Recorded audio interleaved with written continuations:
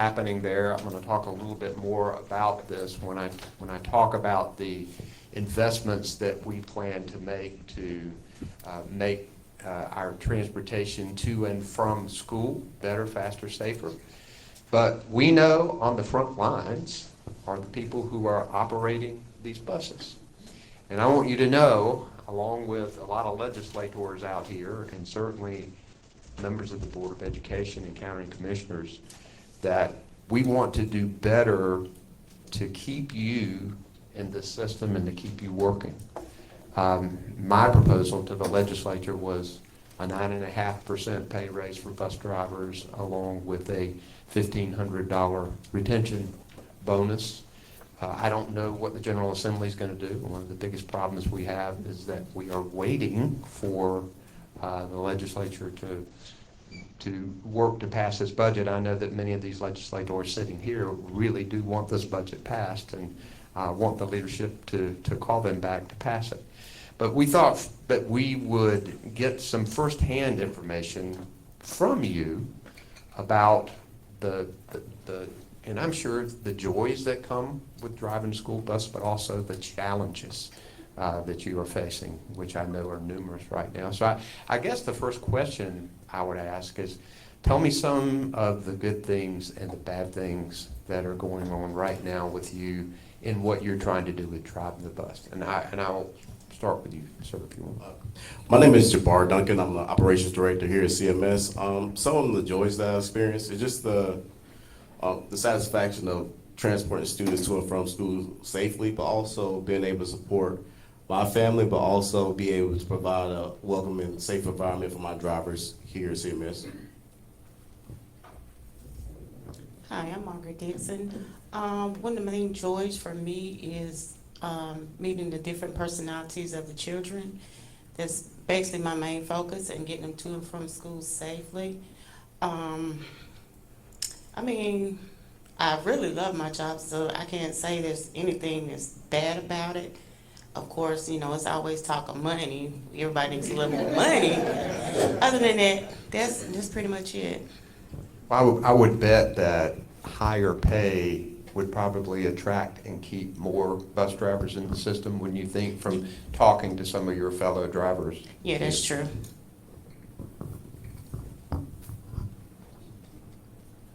I am Erica Rankin. I'm the Hardenberry Transportation Manager.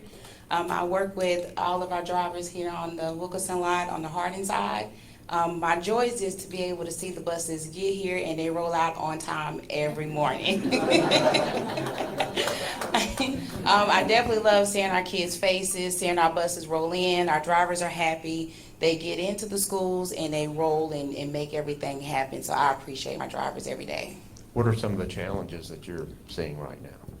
As of right now, we do have a few challenges just with our express stops. With just getting our parents to love them. But I think by the time of this, should I say by the time of mid-year, I think they'll really come to love it. I really do. Yeah, I know that part has been challenging. What else are you hearing from, and let me go down the line too, because Well, good morning, everybody. My name is Marquise McClelland. I drive for the Metro Transportation side. Just like Ms. Rankin was saying, she's a supervisor for the Hardin side, but I represent the Metro Transportation side. That's the side with the kids with special needs. So I personally have driven routes for the regular general ed kids, but my specifics is for the Metro Transportation kids. Some of the joys that I have, that I see, is building a relationship with the parents. You build a relationship with the kids. It's a joy, it really is. And I love the fact that waking up every day, I know that our job that we do, I know that we matter. That's what I enjoy, waking up every day knowing that we're making a difference. We're a lot of things. We are more than just bus drivers. We are parents, we're nurses, we're doctors, we're a lot of things. But ultimately, I enjoy what we do. I'm sorry.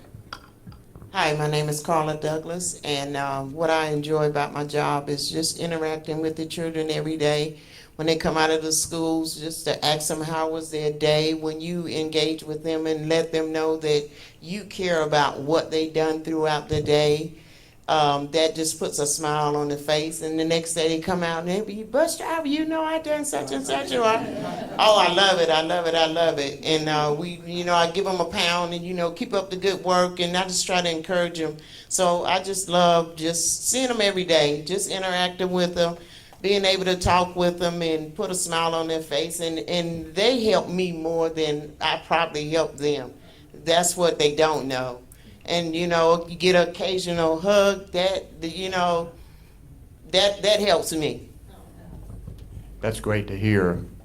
We need to make significant investments in our public schools across the board, but we cannot forget the people who are supporting our educators, our teachers and our principals, people like you who get the children to and from schools safely. That's part of the whole education process. Tell me what you think, besides money, which I know is absolutely critical and is on the top of my list. But besides money, tell me a few of the things you think we could do to make it better for drivers so that more would want to stay in the system, so that we could attract other people to become bus drivers in this system. Any of you have thoughts, or if you got the mic, you can grab it, or you Okay, so I think, in my opinion, that there should be, I don't know if there is or not, but I think what would be a good idea is if we have like continuous training programs and development programs. Because I think, yes, there's nothing wrong with being a driver. I love it. But I do think at some point those that may want to excel and do other things, I think that we have to have a system in place to where, like for me, I may not always want to be a driver. I may want to move up into the ladder. So I think that as long as we have those type of programs, I think we can attract more people to CMS, and even with transportation. a career path, a promotion path Absolutely. type. Yes, sir, absolutely. Anybody else? Just for me as a manager, I would definitely say just being able to do more things to put our staff in the spotlight. They definitely deserve it. They work very hard every day in and day out. And sometimes you do hear staff say, I want to do more. I feel like it's not enough. I feel like they don't really see what we do. So I definitely think just for them to be able to really put them more in the spotlight, give them what they really deserve. How's this? Wonderful. Or should I say, guys, how is this? We need to get all of them in here, don't we?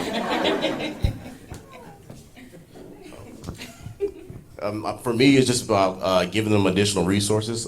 We have some challenges on the school bus with behavior, and I think sometimes just being able to manage that behavior can be challenging. So just providing the additional support. We do a lot of things within the district to try to do it, but sometimes it can be, daunting. We're going in right now and hiring additional monitors, but just putting an emphasis on behavior and how well we monitor the behavior, but how well we support some of the things that are happening on the bus as far as understanding the drivers are people too. And we also need support from the school as well as partnering with the community about how to support our drivers do their job.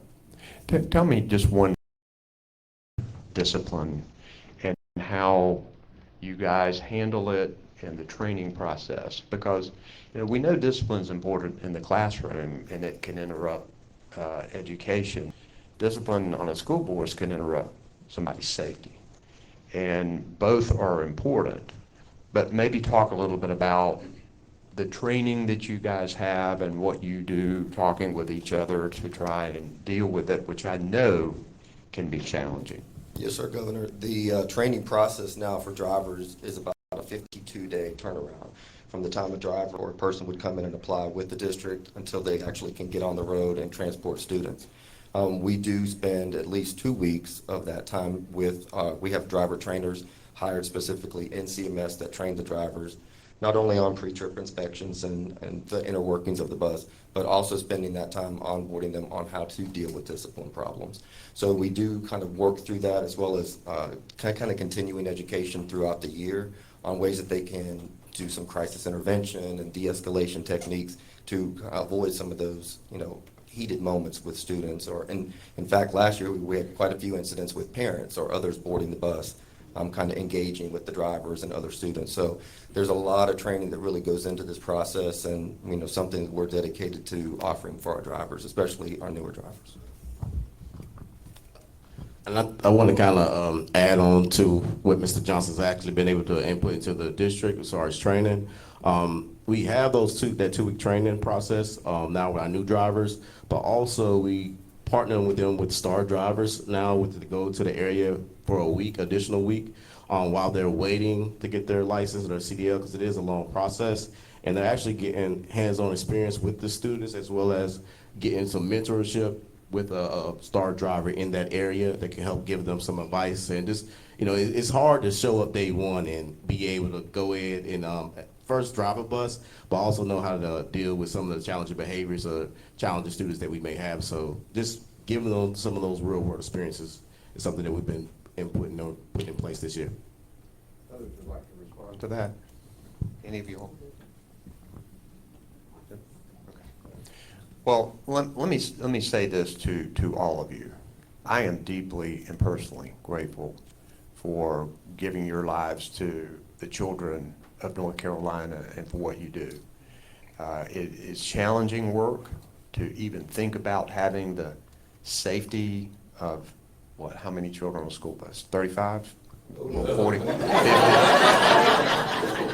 50? 70 people in a school bus, really? Wow, okay. That's to have hands, that is a daunting challenge. And for you guys to go out there and do it a couple of times a day, and to do it on a school day, and plus meeting the challenges of getting there on time as quickly as possible, but as safely as possible, that is amazing. I mean, you deserve all of the credit, and we're really grateful for your service. And thank you from the bottom of our hearts. Let's give these guys a big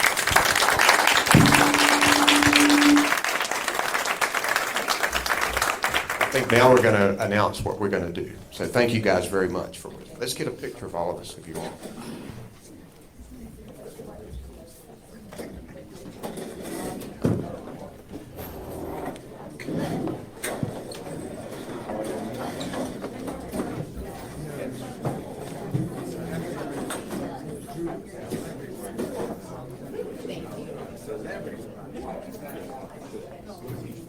Ready? 1, 2, 3.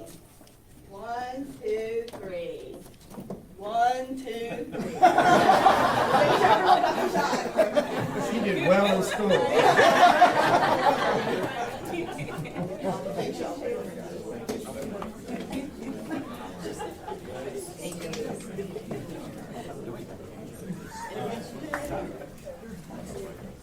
If we could get all our speakers up here, Chair Davis and the superintendent. No, I think we're fine.